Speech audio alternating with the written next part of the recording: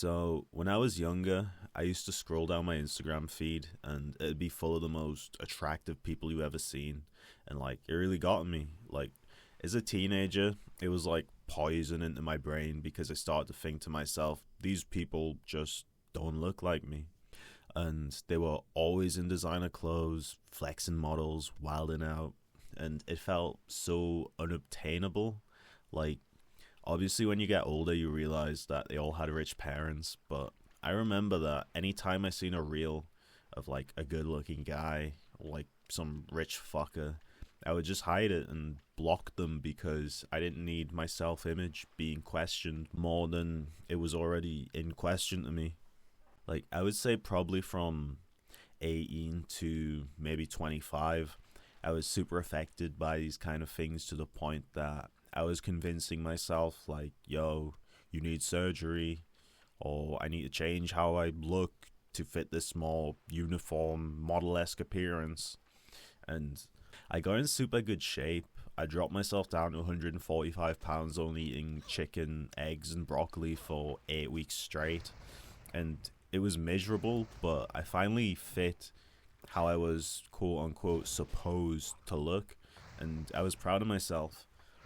People online would praise me, yet whenever I see my friends or family in person, I'd get comments of how I look sick or that I'm too thin. And these were real people telling me the real truth about myself, yet I didn't care. I only cared about how I was perceived online by people who don't care about me and that I'll most likely never meet. I was actually around for looks maxing before it was mainstream. If you were too, you probably remember the curly head James Law and other strange creatures from the forums, and looking back, it was just so fucking gay. Like, it was really just so fucking gay. Like, a bunch of men were sat around rating each other's faces and bodies and taking advice from men who'd probably never had sex or meaningful relationships. It was just really fucking gay and autistic. I think autistic men specifically are probably vulnerable into being groomed by looks maxing.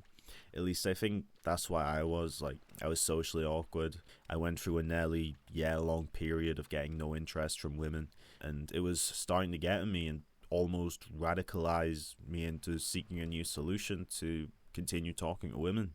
But I just started this video and I'm already getting off topic. I'll cover looks maxing in the future, but this is about why I stopped consuming negative content. So I don't use TikTok anymore, other than to post some music promo occasionally, because every time I look at TikTok comments, they're full of miserable people making fun of the person who posted TikTok. And I think this is because people's lives are getting more stressful and aggravating, so they're blowing off steam by attacking others. Like, me personally, I don't necessarily want to attack others or be attacked on a daily basis. I don't think that's good for your spirit. Like, if someone attacks me, I'll clap back. I'm not a pussy by any means. And I can be pretty immature at times, but it's not where I want to place my energy. I want to use my energy to nurture and enrich the lives of my friends and family and people who encounter me. Because I think there's a lot of value in just being a pleasant experience to others. Like, we all have our favorite workers at the store who are just pleasant and nice to talk to, or smile at you every time and try to uplift your spirits even when you've had a bad day. Now, compare this to when you go online. I mean, I find it hard to find pleasant people online. Like, all the popular influencers are just dickheads for the most part, looking for clips and trying to beat others down to further develop their social media following. When I was younger, I used to watch people like Leafy and Rice Gum, but as I get older, I realize how toxic that this kind of content is. Not only the people being targeted, but to the consumer. Putting those negative things in your mind just can't be good for you. Like, kids are super impressionable, and I used to try to copy those YouTubers who picked on people. Nowadays, I just want to be as far away from drama as possible. I hope I'm making sense with this, because what I'm trying to say is when you let negativity into your mind, it starts to consume you. even if you're just interacting with people being negative to others, on some level you're thinking about it, maybe engaging with it. Like, how many times have you found yourself commenting on some YouTuber drama video about trivial shit from trivial people? It just doesn't matter at all. And I hate how profitable it is to be a piece of shit nowadays. Like, these drama channels just, they wouldn't exist if there was no financial incentive from the owners to profit off of people's misery and stress. Also, so many commentary channels are miserable and ran by miserable people sharing their miserable experiences. And while I sympathize with them, I won't consume their content because they're not my friends. Like, as selfish as it is to say, you can only broaden your shoulders so much with people's problems, that I reserve my listening to venting for my friends and family because they can benefit off my empathy. And I also don't want people telling me that it's over or life is terrible, because once you believe that, it becomes your reality. If you tell yourself that you're a loser, you become a fucking loser.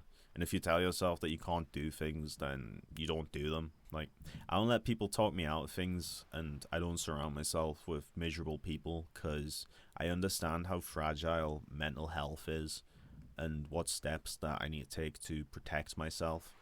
I would also say anyone who enjoys that kind of content, really just stop and think about what you're putting into your brain, because it's essentially like fast food but for your mind. And for people who make negative videos, think about what energy you're putting out into the universe. Like, a lot of people find comfort in trauma and negativity, but it should never be your home. I think that to truly flourish as a person, you have to seek out positivity on some level. Now, that's not to say you can't express sadness, because you absolutely can, and you should. Like, it's healthy to have emotions, accept them, and acknowledge your experiences.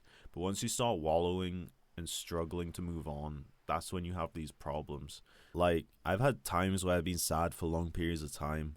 Like, when I lost a friend to suicide, I locked myself in my gaming room and played Naruto Ninja Storm for 3 days straight without speaking to anyone.